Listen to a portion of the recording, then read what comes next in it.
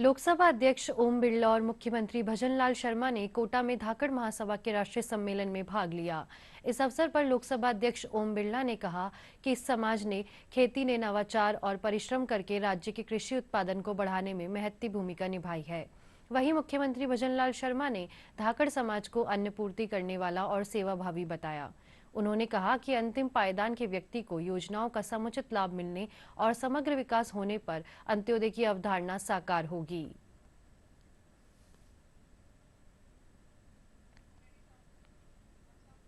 भगवान धनीधर की तरह हल लेकर इन्होंने धरती मां की सेवा करने का काम किया।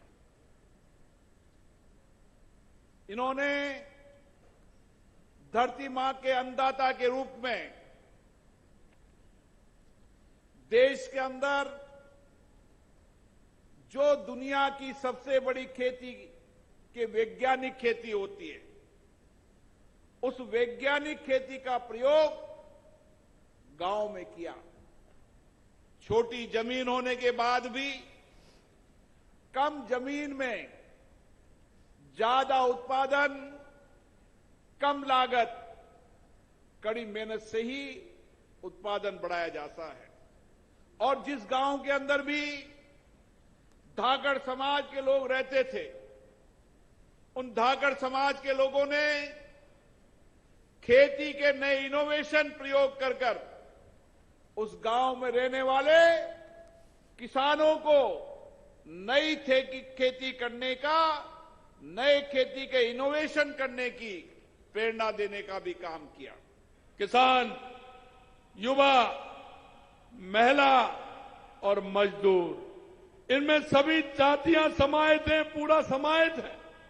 वो हमेशा कहते हैं कि हमारे किसान का उत्थान होगा तो हमारे प्रदेश का उत्थान होगा, हमारे देश का उत्थान होगा।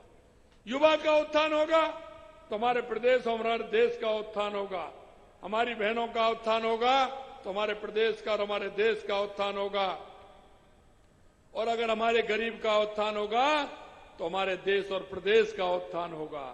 ये वो हैं जो अंतिम पायदान पर खड़े हैं, अंतिम पायदान पर खड़े हैं, जो पंडित दीनदयाल उपाध्याय, बाबा साहब भीमराव अंबेडकर जी ने जो कहा है कि जब तक लाभ उस अंतिम पंक्ति में बैठे व्यक्ति को नहीं मिलेगा, जब तक हमारा देश या प्रदेश आगे नहीं बढ़ेगा।